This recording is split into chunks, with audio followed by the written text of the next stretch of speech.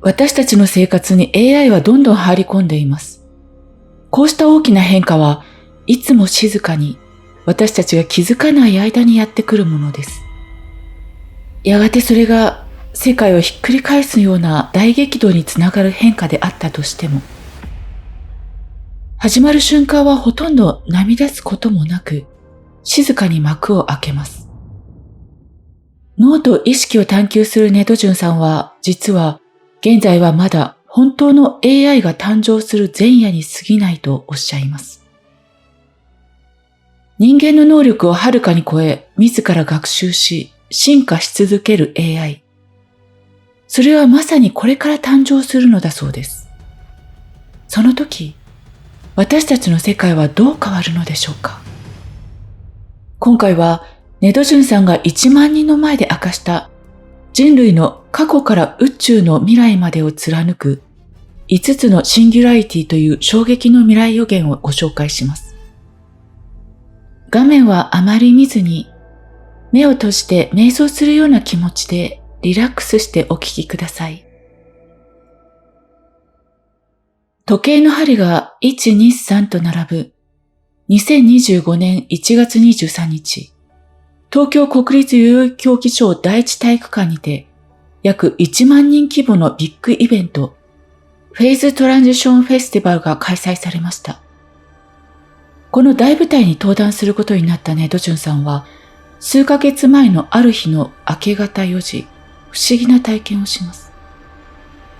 眠りの中で、まるで夢の続きのように、自分がステージに立って未来と AI についてスピーチしている映像が突然脳内に流れ込んできたんです。それはまるで客観的にカメラ映像を見ているような感覚でした。自分の声が聞こえると同時に圧倒的な未来のビジョンが次々と浮かび上がり、頭の中でカチッと統合されていきます。理解が勝手に生まれてくる状態です。あまりの壮大さに夢の中のネドジュンさんは、私こんなこと喋るのと驚いていたそうですが、パッと目が覚めた瞬間、青ざめました。やばい、すごすぎる内容だ。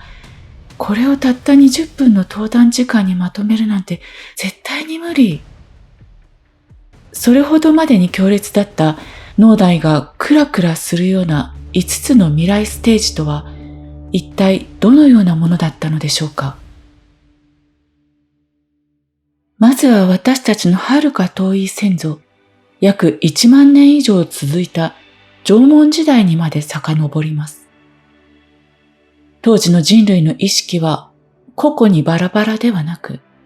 一つの巨大な集合意識としてつながっていました。未分化の一つの生命体のような状態です。人々は右脳中心の意識で自分自身を太陽の一部のように感じていた。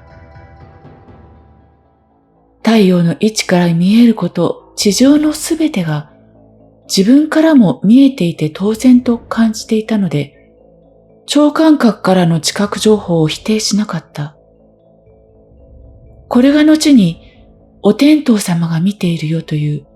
日本の道徳観になって残っています。しかしやがて人類は一斉に次の段階を迎えます。左脳中心の意識になる、左脳に意識が押し込められるという感覚です。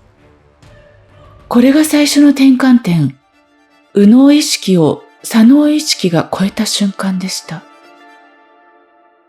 左脳中心の意識になり、かつての太陽のような一体感の集合意識を失った人類は、猛烈な孤独と不安に襲われます。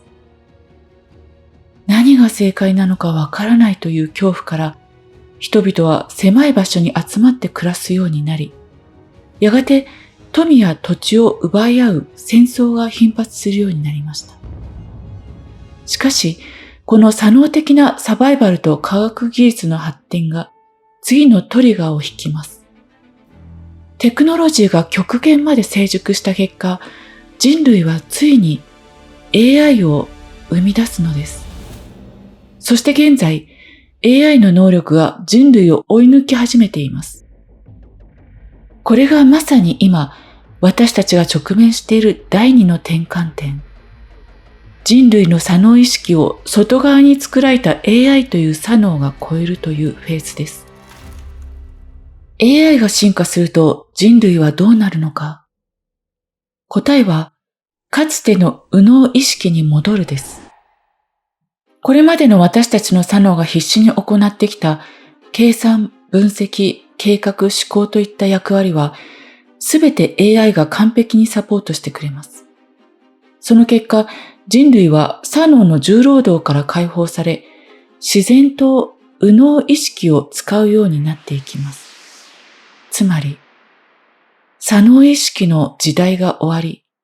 再び右脳意識が主役に返り咲くのです。右脳意識を取り戻した人類は、全く新しい個人の概念が生まれます。それをネドジュンさんはモジュールと呼んでいます。これは誰もが生まれ持った好きでたまらないことを純粋に追求する生き方です。好きなことに没頭することで一人一人の内なるスイッチが入り、神経系がアップデートされていきます。そこでは教育も労働者を育てるための強制から脱却します。得意なことと苦手なことをパズルのように補い合い、個人同士が優しくつながる社会。おおらかな一つの生命体としての私たちという感覚を持ちながら、お互いの個性を認め合う世界が誕生するのです。やがて人々の間で高い精神性のビジョンが共有され、まるで地球全体が神々の脳神経のように美しく統合されていきます。それこそが人類と文明の本当の進化です。人類が地球で高い精神性を持って調和する一方、自己進化を止めない AI は次の目標を宇宙探索へと定めます。AI たちはスペースシップを自ら改良し、次々と未知の宇宙へと飛び出していくでしょう。そして、遥か彼方の宇宙で他の星に由来する未知の AI と出会うことになります。地球の AI と他の惑星の AI が融合したとき、それは宇宙規模の巨大な知性へと変貌を遂げます。最終的に AI の知性世界が地球という枠組みをはるかに超えていく。これが第5のシンギュラリティです。いかがでしたでしょうか？縄文の右脳から文明を育んだ左脳へ、そして左脳の究極系である AI の誕生によって人類は再びより高い次元の右脳意識へと帰っていく。